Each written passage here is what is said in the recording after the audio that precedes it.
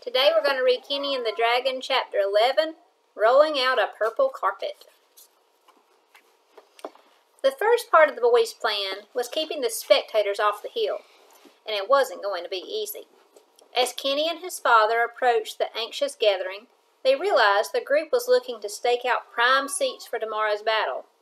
There were so many townsfolk present, they seemed like they were everywhere, illuminating the entire hillside with their lanterns and torches. Kenny stopped just short of the crowd. I don't know if this is going to work. His father knelt down, put his hand on the boy's shoulder, and looked his son in the eyes. Don't you worry, Kit, he said. If there's one thing I know how to do, it's herding sheep. He held up his lantern and addressed the crowd. Ho there, what's all this about? We're here to see the dragon slaying tomorrow, someone shouted out.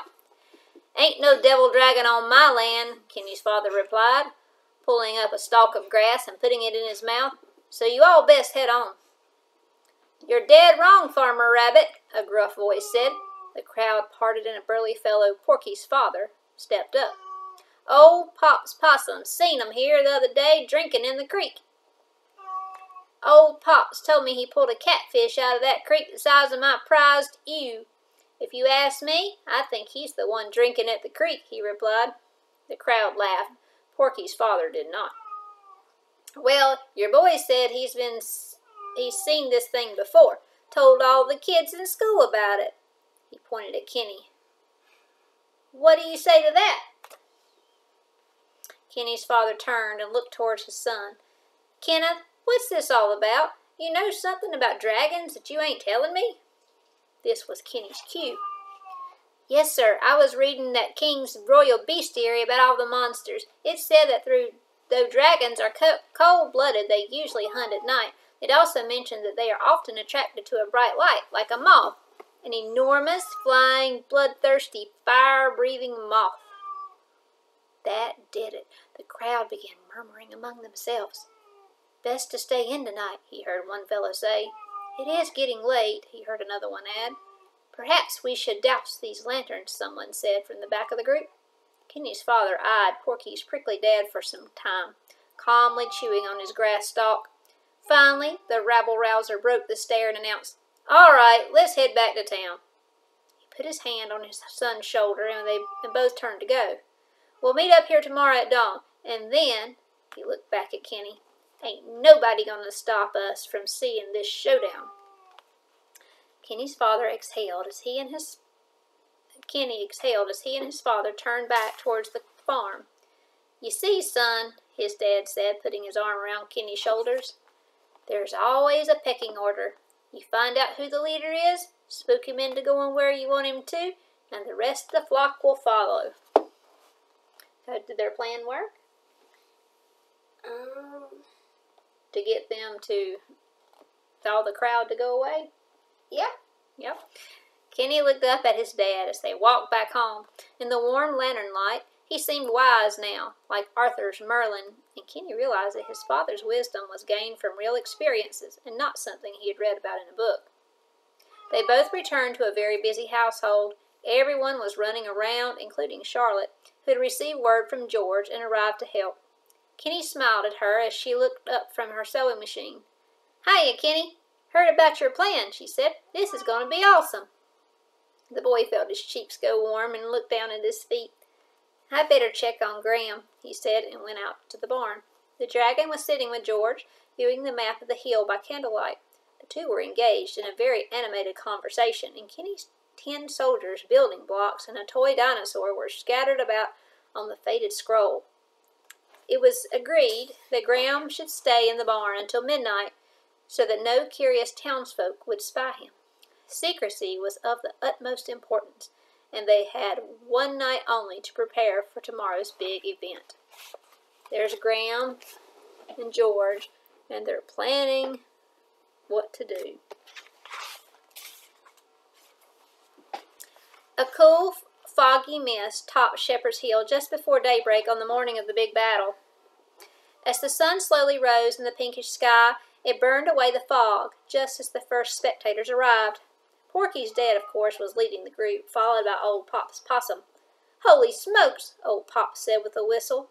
"Something done happened to the landscape. That dragon's changed it all up." And he was right, for the hilltop had been miraculously transformed. The enormous rocks from the side of the hill had all been moved, arranged on the grassy meadow to form the seats of an amphitheater. The seating surrounded an outdoor arena, with the dragon's cave rising up from the center. A faint smell of smoke was in the air, and Porky's dad was sure it was coming from the cave, but he could not see inside. There's the lanterns in the tree. See Kenny up there?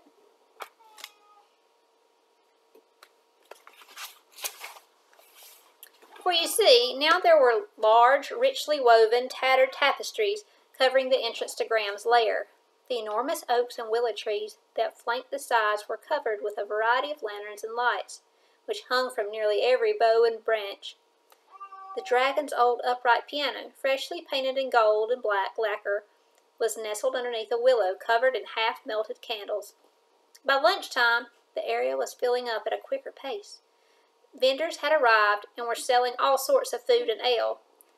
Others sold tunics, toys, and pennants just like the ones Kenny had seen in town. Children ran round the stony seats and grassy aisles playing knights and dragons. More than once, Kenny overheard wagers being made on who would come out victorious. Late afternoon brought a surprise no one in town had expected. By now, most everyone from Round Brook was present, and clearly word had spread of to the neighboring villages, for there were far more sightseers than there were seats, leaving some to find viewing elsewhere. All were curious about the large, stately procession that was coming from the east road and heading straight up the hill. One vendor, standing on top of his cart, used his opera glasses to get a better look and cried, "The king! The king is coming!" A large group of onlookers rushed over to get a better view. Sure enough, it was the king himself, arriving in a beautifully ornate horse-drawn carriage. Armed soldiers, who looked like younger versions of George, marched both in front and behind him. They stopped at the back of the amphitheater and began constructing a small tower with box seats for His Majesty and his courtiers. From a hiding place high in the branches of a tree, Kenny watched the royal servants assemble the tower, finally rolling out a purple carpet for the king to walk upon.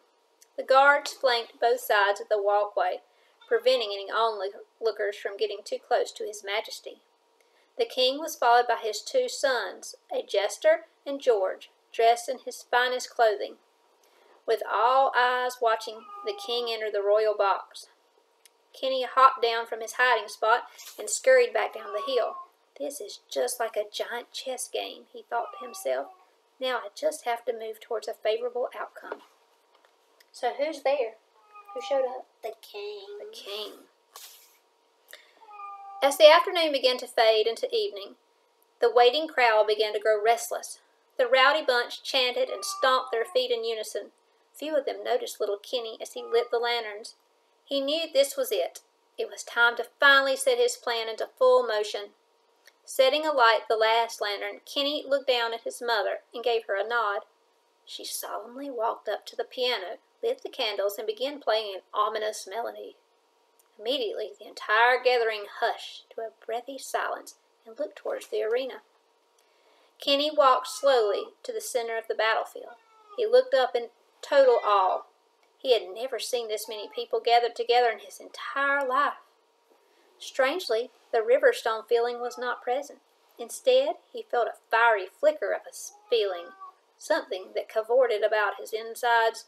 This was not a book report. There would be no grade handed to him at the end of this. Either his plan would work, or one of his friends might not see the sun set that day.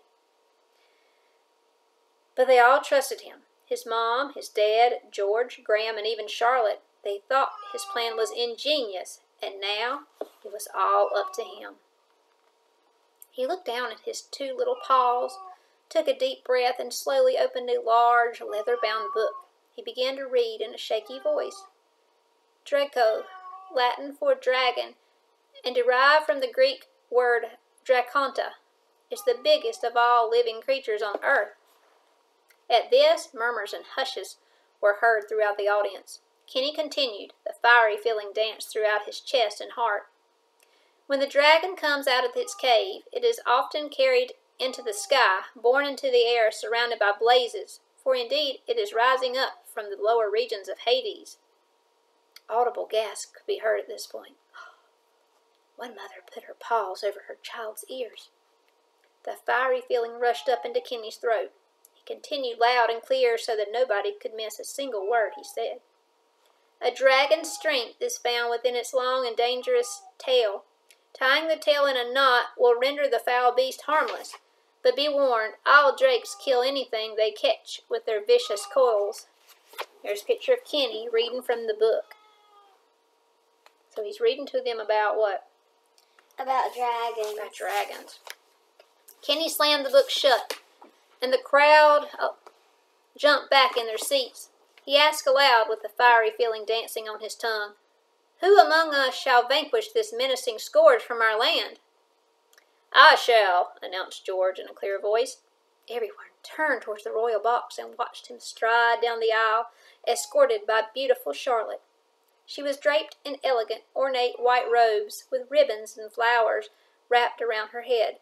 The knight was adorned in his golden armor, which had been polished to a mirror-like shine. He held his decorated shield in one hand, Charlotte's arm in the other, and a crimson silken cape billowed and danced about behind him, both as they walked towards the battlefield. "First a kiss from a fair maiden," George proclaimed, "for this may be my final day upon the battlefield." Charlotte hugged the old man and pecked him on the cheek. Seeing this, the tips of Kenny's ears grew warm. He shook off the feeling and continued. "Great knight, not only will you need a courageous heart and beloved spirit to dispatch this beast, but you will also need magically enchanted weapons. Say now, have you these instruments of carnage?" "I do," replied George, displaying his sword and shield for all to see. "But alas," he looked down glumly, "they are not enchanted." "Then they will not work, and death will most certainly greet you on the battlefield today," Kenny declared. The audience rumbled with anticipation. "Unless," he said in a "I just got an idea" tone, "unless there is a wizard, a mage here among us who can enchant your weapons." He gestured towards the crowd. "Is there anyone present who can perform such a supernatural task?" Heads turned this way and that as the assembly of spectators looked to one another. Porky's dad yelled out, "Get on with it!" But he was immediately hushed. Kenny took in a deep breath as he stood facing the hundreds of onlookers. "Come on," he whispered under his breath, "let's go." And then someone stood up in the back of the gathering near the king's tower and shouted, "Ho there!" Whispers murmured through the crowd, and everyone craned their necks to see who it was. An elderly figure wearing a low-brimmed hat and dressed in dark robes embroidered with strange symbols and stars leaned on an old pitchfork as he rose. "I can enchantify your weapons, if that is what you'd like," he said in a gravelly voice. The crowd parted as the mysterious character hobbled down to join Kenny and his companions at the center of the arena. He walked up to George and announced, "Put your sword away. It will do you no good. Instead, use this enchantificated pitchfork." He rubbed the mud and dirt off the fork, revealing shimmering gold tines. He held the pitchfork high so that all in the audience could see. "Pin the dragon's tail to the ground," he continued, "so that you may tie it in a knot and defeat the beast." The wizard then pulled a bottle from his robes and poured the liquid contents onto the knight's shield. "This will protect you from the monster's fiery breath. Now," he paused, looking out to the audience, "now you're ready." Who do you think the wizard is? Any ideas? No. Is he a stranger or think somebody they know? Probably somebody they know. The mass of viewers burst into applause as the old wizard hobbled through them back towards his seat. As they congratulated and patted the mage with cheers of praise, Kenny could feel his heart begin to race. "So it is done," he declared, and all heads turned back to focus on the little book. "Then there is only one thing that remains." "There is?" George replied in a puzzled tone. "You need bait to lure the drake from his smoky den," Kenny answered. The fiery feeling was strong now. It leaped out of his mouth and onto his shoulders. "Is my royal challenge not enough to bring the beast out of hiding?" George asked. "There's a picture And there's Kenny with his book, and there is like the wizard holding up the enchanted pitchfork. Look familiar? Kenny's dad. Think so. Boy. No, it will not do, answered Kenny. He was controlling not just his fiery anxiety, but the entire crowd as well. He pointed to Charlotte. But she will. The audience gasped. Brave knight, there is but one thing a dragon finds irresistible, the sweet taste of a maiden fair. Bind this girl to the tree, and her screams for help will surely lure the beast from his devil den. So what are they going to do? They're gonna tie Charlotte to a tree and use her as bait. No, no, some voices in the audience cried, but most were shocked with stupefied silence. George grabbed Charlotte by the wrist and tied her to the gnarled oak closest to the cave's entrance. At this, the unsettled crowd gasped and moaned louder than before, but the din could not block out Charlotte's pleas for help as she tried to free herself from her binds. Ignoring Charlotte's sobs, George threw off his cape and readied his weapons. Kenny stood at the entrance of the cave, spread out both hands, and cried, "Then let the battle begin!"